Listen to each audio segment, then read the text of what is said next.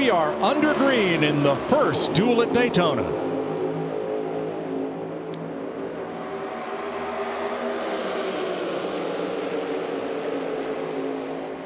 $14 cars, that can be a good thing. It can be a tough thing, right? Well, you got to be really aware when you make a move if you're not one of those cars that has the most numbers in this race like Chevrolet does. So, and where you really see that take effect, it'll be interesting to see if we get to a strategy point of a green flag pit stop as to how they break those cars up, because you don't want 14 cars in a line. You're better to have 7 or 8. Oh, trouble, car in the wall. Zane Smith. Keep it up, yellow's out here. Yep, right front tire went down. You're exactly right, Clint.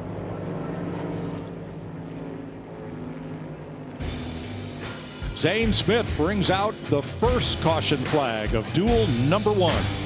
Well, guys, we've seen right off the bat these cars are all jumbled up from how they started the race. You got some of the Toyotas and other cars that pitted 1 lap later to try to play the fuel game. So we've got a mixed up field and no flow to this race at all so far. A lot has happened. A lot happened before we even dropped the green flag.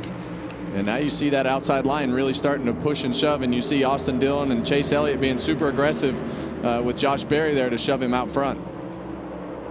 Yeah, onboard Kyle Busch right here, and you see Chandler right next to him, third in line in that top lane. A really, really good young race car driver, getting a lot of experience, had a great year at Joe Gibbs and everything that he's done in the trucks. Now, what excites me about this is that car in practice was 40th fastest. They don't have the speed of the better funded cars, but in the draft, they're as good as anybody. That's exactly right. Get in between a good car, one in front of you, one behind you, a great pusher, and make sure you stay there. Do not lose that help behind you.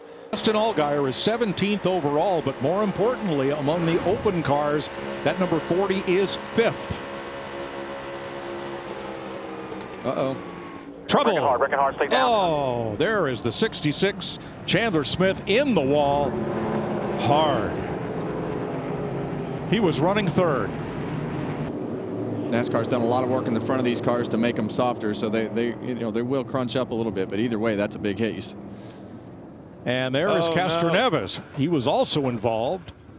That's 2 of your open cars. He's got an off-track excursion there and rolls to a stop just shy of that safer barrier. That one has a backup plan, though. Yep. Ooh, not clear. Yeah, and you see. I think he was trying to get down and fill that gap there, Kevin. Just not clear. Who was the second one? Clint, the 7, I believe. The 7 Justin car. Haley. Yeah, and you saw the flames come out of Justin Haley. He saw Chandler Smith coming down the racetrack while he was clearly still underneath. And Haley knew that. Yeah, he lifted, tried to stay out of it. He was way too up the side. And it looked like. That's a big hit, Kevin. Yeah, there's damage to several cars. See Allgaier barely getting through there. Priest as well. Through all this melee, here's Chastain. He was in the back, all the way to the back to the front. Heck, he pitted before the race even started. Both of those cars, Ross Chastain and Chase Elliott, were on pit road when we rolled off for the pace laps.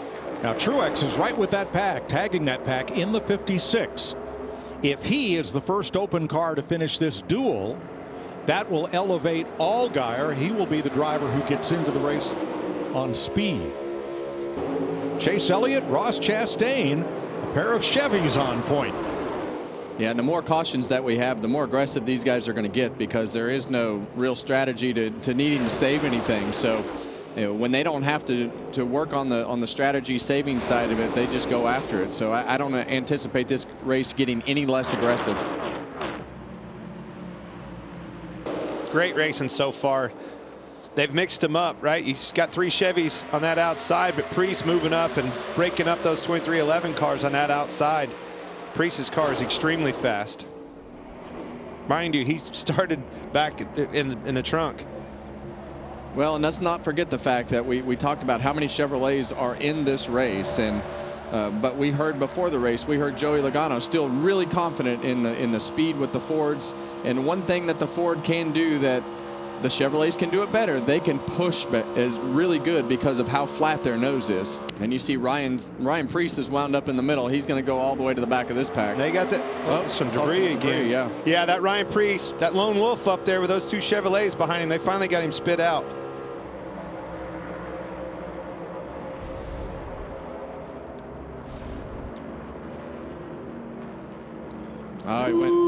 He went up the racetrack to try to block, and I think Bubba Wallace was already there. I think he got to get a big push out of Byron getting into the corner. Well, and he ended up in what Darrell Waltrip calls the sucker hole right there, and everybody goes streaming by you on both sides. I think he thought he was going to block that line a little bit and wound up just a little bit too late, and luckily Bubba Wallace had somewhere else to go and didn't get turned around. That was close.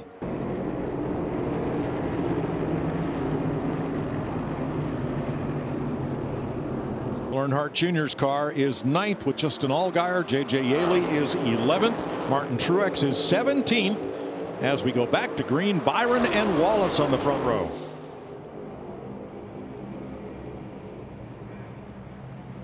And it's on for the transfer spot. Truex, Allgaier, Yaley are all right together. The three of them trying to race in. Allgaier on the bottom, no help. You see him back there on both sides. And that guy he's racing, J.J. Yaley's on the outside of Stenhouse. He's in the middle. They're trying to get up there. No help behind them. Yeah, and I look at that move, and Justin Allgaier just learned right there, okay, we don't need to be by ourselves 3 wide on the bottom. Like pulling a parachute. It's just not like an Xfinity car. So he's learning this next-gen car and everything that comes with Cup racing on the fly right here. So this is a lot harder to make ground and make yourself move forward than the Xfinity cars are. William Byron, last year's 500 win. Whoa, you got a little squirrely there. Dillon did out front by himself. Whoa, William Byron got up the racetrack, almost caught Wallace right there. That was so close. Well, and this is Williams having trouble holding on to this car. And it gets harder right here because as you get backed up from that lead car after it gets pushed out, it stacks everybody else behind you, and then it puts you in a worse spot. Here's another look. Oh, well, that was the first one. It got off into the corner. 4.5 laps to go.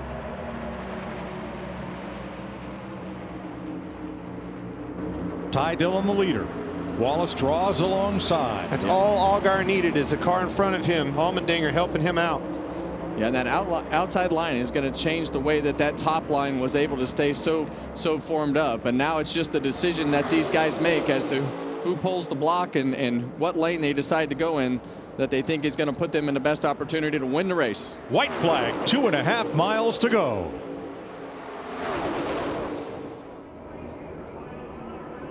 Man, this is awesome. Bubba's out front. Don't get it too far out front. Yeah, and now that outside lane has been able to pull that second lane back, it's let all 3 lanes be pretty even. He has officially lost his teammate. It's going to come down to turn 3. That 3 wide slowed them all down. Got 2 cars in between him and his teammate. Big runs to the outside. One toy. Oh, and Dillon's in the wall.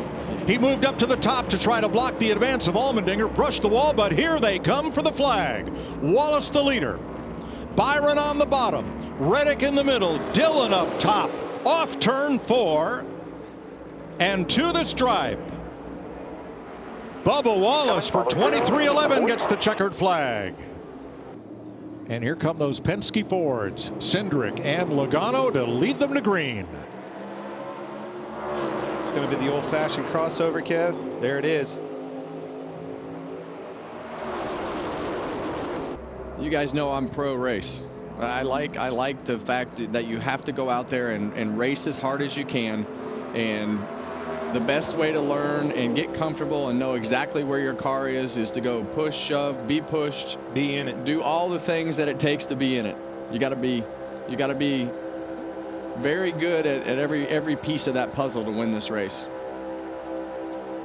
While Denny Hamlin has been pretty uncontested until just now, leading the last 12 laps at what we might call a leisurely pace. I'm going to say, Larry, help me out here. What's going on? Well, I've been monitoring the throttle on Denny Hamlin in 11, and then of the two Fords of Joey Logano and Austin Cindric, they're all about 55 to 70% throttle. Hamlin just seems to continue to maintain a little more percentage than the 2 and the 22, and right now the pace, it's slower than these cars qualified last night. Single car qualifying over 3 seconds slower than the pace of the first race, but the first race never got in a box of having to save fuel.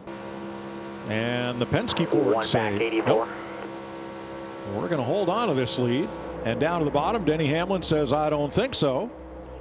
Erik Jones out front. We really watched this unfold for the first time in last year's Daytona 500. And ever since then, it's just been the way you can't unlearn things, right? Well, once that technology takes over and you learn how to do it, you cannot unlearn it. It's the way you win these races.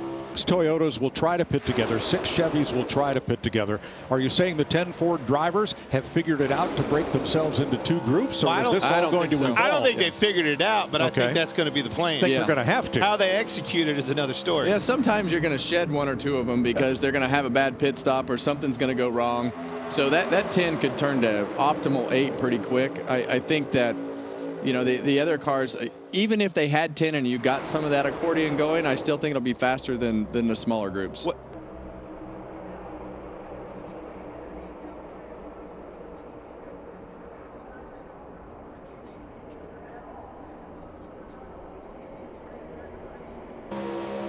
$19 to go as they cross the stripe. Led by Daniel Suarez, who's now been out front for 7 laps. Hamlin led 14. Near the start of the race, Erik Jones has led 15. And that's what we talked about, you know, losing the speed when the transition happens with everybody coming to pit road. You see the mistakes on pit road, but the guys getting in and out of their pit stalls, and now you see the field really spread out. It's going to slow him down. Well, Chris Buescher got up in the top lane, and Brad Keselowski was in the middle lane to block those guys as they were running. And that was a really aggressive block right there. Slam as Suarez slams into Keselowski, and Bowman is a victim as well. Oh. Well, the cars in the front of the pack there really started before that a little bit with the block. They check that lineup right there. And then it starts to, you see Daniel Suarez checked up, Alex Bowman got into the back of him, and it just that accordion, when they check up like that, you can't see. The further that you get back, it becomes harder and faster. You know, to slow down, it's harder because things are happening so much faster. It's just an aggressive block. You know, that plan was they had him staggered, and it really did slow that line up. When he tried to make the move to make the pass, wasn't there. Stacked them all up, the rest is history. Pace cars in. We'll have 7 laps to go as Buescher and Cindric bring them back to green. Erik Jones Toyota, the only non-Ford in the first 7 or 8 spots. Well, the two cars that I can guarantee, that I think probably have the most respect for one another, is that 2 cars in the front right there on the bottom, Cindric and his teammate Logano. I don't think they're going to leave each other until maybe right at the line. They're going to be hard to outduel for the finish of this race. And those guys are, the Penske organization in general is notorious for working together, and that's one reason why they do this so well, is because they've done it so much. Here they go. That's it. 1 to go. That's Jones in the middle, getting swallowed up. Austin Cindric, second fastest car in Daytona in qualifying last night. He's going to be tough to beat if Joey Logano stays right with him. Now, Erik Jones, if he gets a run, he might force those guys to have to move and make a block. No, Logano stays with his teammate on the bumper.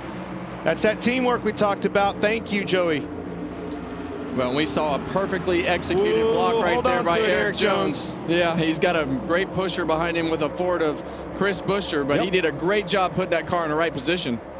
Eric Jones on the outside, Buescher the pusher, Cindric alone as Logano's in the middle now. Here they come to the stripe and they're all crashing behind Austin Cindric, who I believe has beaten Eric Jones by inches. LaJoie What made the it across heck too, happened? so LaJoie is in this race. What a mess. That's how quick it can happen. That is Corey LaJoie's pickup team in this one-off ride. Jerry Kelly, the crew chief, Chris Osborne, the spotter. And they're going to be in the Daytona 500. And a recheck here. Great job, Eric Jones. Got that run.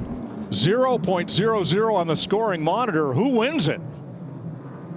Too close to call. NASCAR with a high-speed camera at the start-finish line takes thousands of frames per second, and they're going to have to sort this one out. That one's, I think we're, what do you think, Mike? I think we're sorted out. Yeah.